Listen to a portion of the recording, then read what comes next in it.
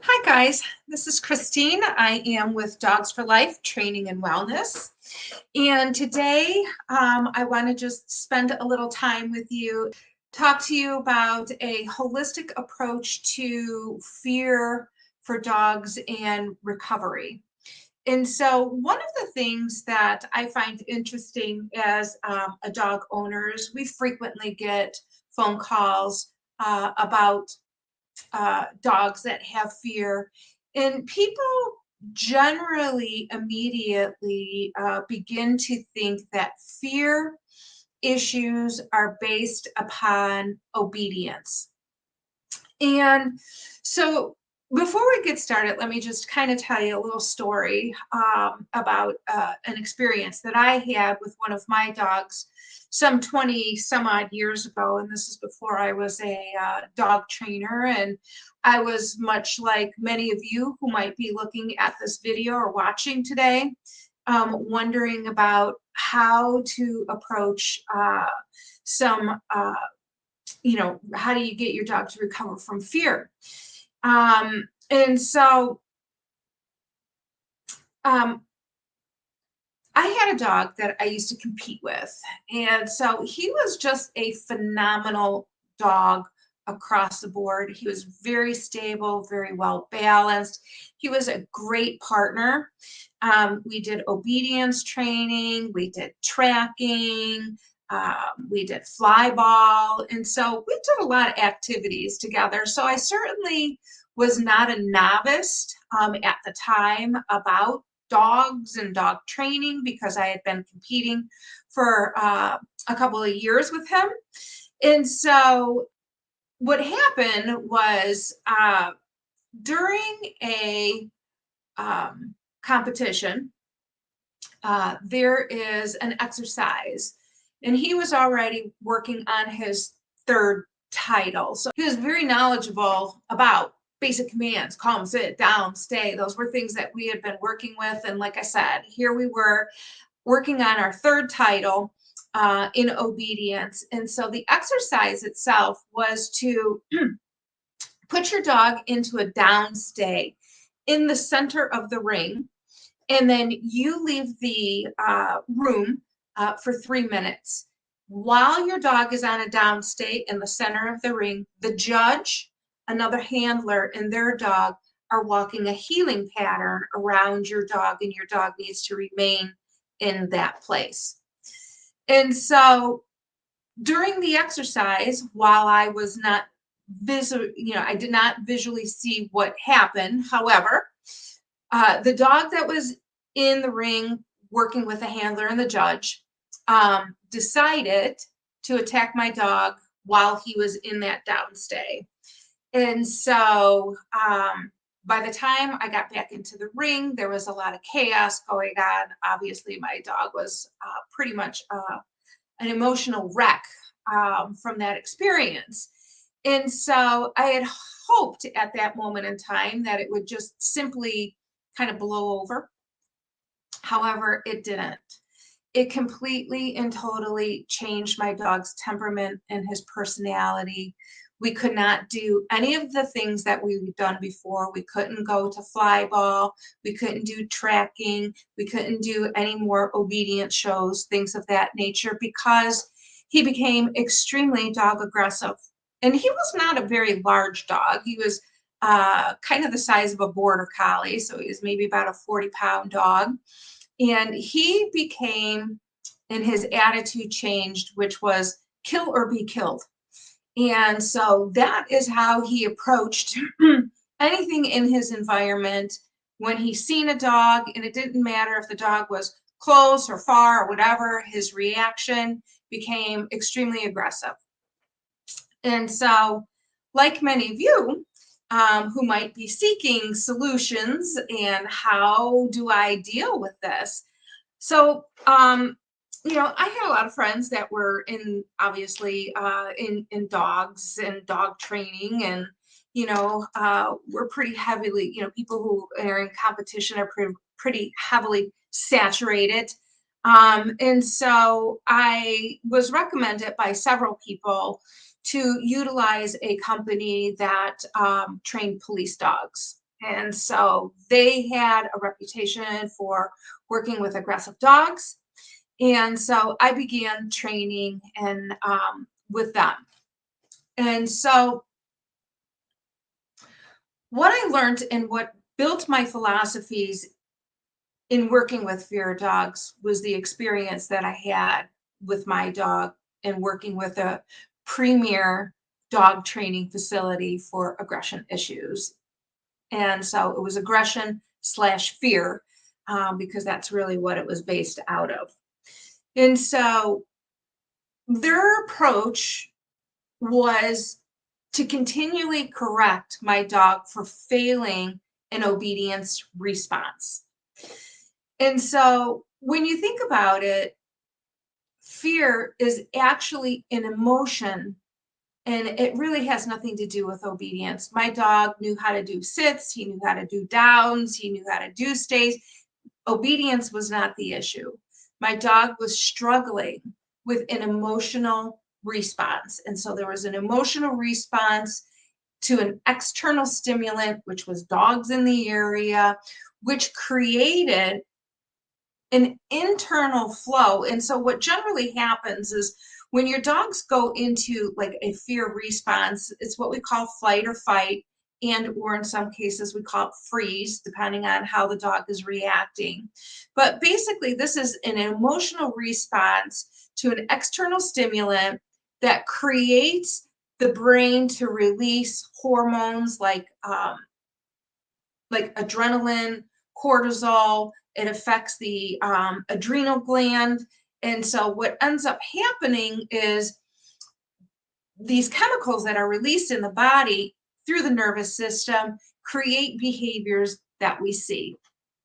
And so come and sit and down and stay is not going to address what is really going on internally.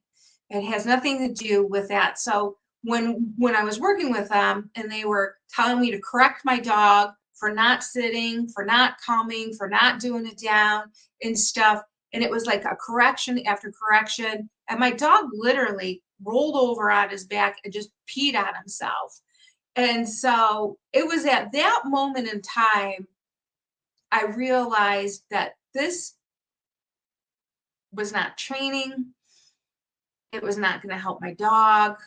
It was not going to resolve the issues that I had. And so I then, over a course of years, started doing research and in the interim became a dog trainer, started working with other people who had dogs with fear issues and things of that nature.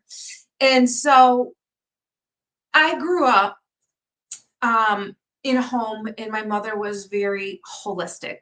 And so she was involved in all of the crystals and different things that I used to roll my eyes at her and think like she was a whack job, and really did not realize the impact that holistic therapies offered until I myself utilized a acupuncturist for a chest cold that I had that was very limiting to me, and I couldn't breathe. It was like a week. I couldn't get to the doctor. I couldn't even walk down 2 stairs without sitting down and trying to catch my breath. And so I went to the acupuncturist. He threw in a couple of needles. The next day, coughing up phlegm. And within a couple of days, the chest cold opened up and I was into my recovery. And I became a practitioner of acupressure and massage therapy for dogs. I became a practitioner of essential oils and herbal remedies, flower essence. And so anything that I could do to figure out how to help dogs through this process that they needed to do. And so one of the things is there really is what you're looking for is this synergistic therapies that you could use that have this layering effect. And so what I mean by this is, too often what ends up happening is people try one thing and they say, this isn't going to work. And so what I found is sometimes you have to layer one therapy on top of another, on top of another, on top of another. However, in my experience, I have found that there's a particular order that seemed to work really well for me, for my dog, who eventually did recover. It took me about a year and a half to 2 years. Um, and interestingly, he stabilized. He was very instrumental in my dog training program. I was able to introduce him to aggressive dog, fear dogs, just silly puppies that were just nuisance. And he was very well balanced and was able to actually help those dogs through their processes. And so, although we never did go back to um, training in the same capacity because my life had changed and I became more involved in my own business and building and so forth. And so we refocused, and again, he just kind of became a therapy dog for other dogs. And so in working with other dogs that had fear, as I mentioned, I kind of discovered there's this like this flow. And so one of the things that I utilize frequently is like one of the first tools I start working with is um, essential oils. And so, you know, essential oils are based on molecules from a particular plant or flower that is processed into this liquid form. And in this liquid form, you inhale it and or you could put it onto the skin, which it absorbs. And the molecules are so small that it immediately goes into the bloodstream and allows the oils to begin to work. So if I'm working or have worked with dogs, I utilize essential oils such as lavender, which is great for relaxation, chamomile, which helps to relax and maybe create kind of sleepiness. I like to use things like sandalwood, which is good for anxiety. And so tenting your dog in a kennel, and and what I mean by tenting is you put like a material over it, and then you use a diffuser uh, without like you got to leave some opening so you're not utilizing too much essential oil in the dog, creating discomfort. But we kind of want this mild intake for the dog. And so, the important piece when you're coming to essential oils is to make sure that the essential oils are of a therapeutic grade. And so, unfortunately, 98% of essential oils are just used as fragrance oils, kind of like more of a perfume, but they're completely missing the medicinal purpose or the medicinal properties within the oil when they're cut and or processed improperly, where they're not holding the essential part of the plant that helps with those medicinal purposes. And so there are certainly some oils that are out there. You've got, Young's Living, doTERRA. I go to Rose Mountain Herbs, which I find to be very helpful. I like their herbs. They seem to do that, but I also use Young Living's oils, for that, for oils when I'm working with dogs. And so another layer that you might utilize is sound therapy. And so sound therapy, while I'm tenting a dog and they're getting this essential oils into their body and it's bringing their dog into balance, helps with the emotional responses and so forth. And then utilizing sound therapy. You can go to YouTube and find, healing musics that I tend to use things that help to open the chakras. And the chakras are, these central points in the body that when they're blocked, they can cause issues. And so opening the heart chakra opening the mind and the solar plex and so forth, helping to open those chakras helps with that healing process. So this might be kind of the baseline. So using essential oils, using sound therapy are great therapies to begin with. Then from there, you could begin to utilize like massage therapy, and acupressure. And so before we go any further, I just kind of want to quickly share with you, here's a dog that I had worked with. And so these are all the dogs. We were sitting in the center of the yard, and off to the back there, you could see a dog. He wasn't caged, the cage was open, but anytime I came near, he would go behind it and hide, making it difficult for me to get to him. So he went from this really shut down dog into this very playful, let's play ball, very social. And so here's where holistic therapies were able to utilize, putting him, here he is, with all of the dogs. And so this is the first time, he was a 1.5-year-old dog.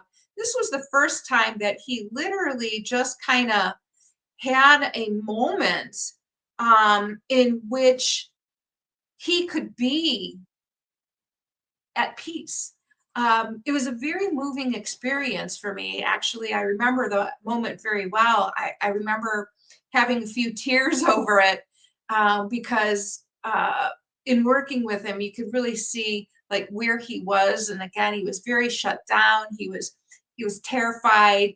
I couldn't get close to him. He wouldn't kind of come with the dogs, no matter what the dogs were doing. But I started with the aromatherapy, started with some sound therapy, and then we kind of progressed into training. But that's kind of one of the dogs that I worked with. And so once you can kind of start getting these dogs to open up a little bit, you could then begin to, lay your hands on them. And so you might lay your hands on them just gently. Maybe you can get massage, maybe you can do some acupressure points and stuff like that. But this is a dog that I was working with. He was about a 3-year-old rescue dog, really struggling with a lot of fear issues and adjusting into his new home after losing his family. But here's where we use some massage and acupressure to help him through this process. And some acupressure points and some massage therapy, but taking him outside and the birds were singing, there was a light breeze. And so just massaging. And when you're doing this massage work, I like to use a technique which is called bridge and target. And so bridge and target helps to reconnect and retrain the brain. So when a dog is in fear, what happens is you have that external response that triggers this emotional response that is this internal flow of hormones and chemicals into the body. And then we see it externally by the dog shaking or, whatever it is that is exhibiting their fear. It could be aggression. It could be, super timidness. It could be in many different forms. But anyways, so when you're working with the massage work, you could begin to work with each part of the body. And when you feel that the body is resistant to what you're doing, you'll feel like, let's say you're working on one of their front legs and you go to stretch it and you feel the dog stiffen up a bit and you can't push and they're just kind of frozen. And so utilizing that massage to try to relax that. And once you get that body relaxed and the body is movement, you could begin to assign a word to that, which helps at a later time for you to be able to utilize that word when the dog is actually starting to fear or starting to feel a little unsure, where you begin to train a word. And I usually use a word like, relax or get easy or something of that nature. It's just going to be whatever you kind of come up with that teaches the dog that in resistant to just kind of breathe and just relax and so forth. So it's bridge and target along with the massage therapy to help the dog to train them how to teach their body how to relax. The other thing that you might end up layering on top of is herbal remedies. And so I like to use adaptogens. These adaptogens help the body to adapt to stressful situations. So I like to use like ashwagandha, and or astragalus. I use chamomile, passion flower, all of these herbs, and there are plenty of other herbs that you can utilize. People do use the CBD oil, although it needs to be a full spectrum CBD oil to have benefits on it. And so, again, these are just some of the synergistic therapies that you could do to begin to layer on top of dogs. And so, again, when you're working with fear dogs, we're talking about these dogs that are just completely shut down. So you got this one here who, he was probably brought into a rescue here, and you just can see his body language is just like he is broken. And so these are two dogs that I worked with a family that adopted them. They're foxhounds, and they were adopted from the hunt club. So they were kind of just a hunting breed, but they were a pair of dogs that were bonded. But not only were they bonded, they literally could not cope with life without touching and kind of hanging on to the other dog, or they were just constantly in contact with each other. So to just even try and separate those two dogs at all was just completely like devastating for them. They were already terrified, but to remove the only comfort that they had, which was the other dog, was very difficult. So that certainly was also a process. And so again, working with these dogs, utilizing some holistic therapies can help you progress to get to a point where obedience training can be interjected, because I still do feel that, these are layering steps. You have to first get the body to relax. And then once you get the body to be able to relax, you could begin to manipulate, the trigger responses. And then you can from there begin to insert and start working from a training aspect on teaching the dog how to focus on something else. Instead of worrying about whatever it was their initial trigger, you get to the point where the dog could just kind of be at a more relaxed state. You then need to interject a focus command, sit and watch me, or, whatever it is that you feel that needs to happen in order for the dog to, recover. And so you begin your training process. And then as you begin your training process, you also then begin these desensitizing through the training. So it's not that obedience training is not needed, because I do believe it offers some form of balance. However, it's not where you begin. And so anyways, to help dogs that have fear issues into the recovery, first need to be put into a state of calmness. And so again, you could utilize the essential oils. You could utilize they have essential oils. They also have these plugins, which are pheromones. I've never really utilized them, so I can't speak from experience as to the success of those, but I do know the essential oils and the sound therapy. Along with the sound therapy is then to start building that relationship and kind of that trying to build that bridge. And you could do that through massage and through acupressure, through giving your dog treats, just hanging out with them. You know, so this is where you're going to start introducing, maybe some of your commands, like I said, during your massages, teaching the dog to relax on cue. And then from there, again, utilizing herbal remedies or CBD oils, and then begin to introduce your obedience.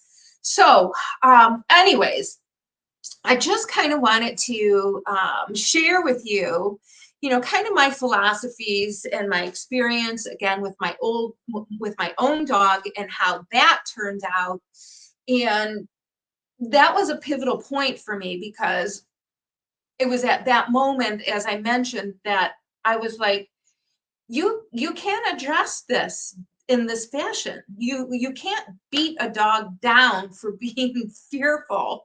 And so it just counterproductive. And so, trying to reach out and trying to figure out. And so it's kind of how I developed my training programs as a whole. I just look at things from a much larger than just a behavior. So if somebody calls me and says, I need my dog to walk on leash. Well, walking on leash is an extension to other parts that need to be put into place. And you have to look at the whole dog as the experience and not a single behavior.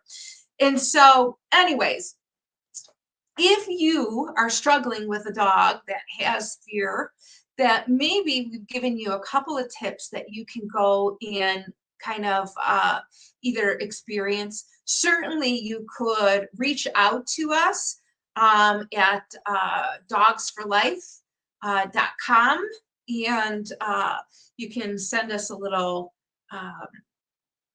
through the contact form, or give us a call and talk. We could certainly schedule consultations. We do virtual training and walk you through these particular steps and help you kind of develop a program that might work for you and your dog. So anyways, if you like this video, can you please give it a little thumbs up, maybe make a little comment so that, that I know that you enjoy these type of videos, and I will, from there, go ahead and create some other videos. So again, I just want to thank you so much for joining me today. I hope you learned a little bit about, if you're seeking solutions, how to utilize holistic therapies for your dog that might be experiencing some fear. So until next time, you guys, you take care, and we'll be talking to you soon. Thank you. Peace out.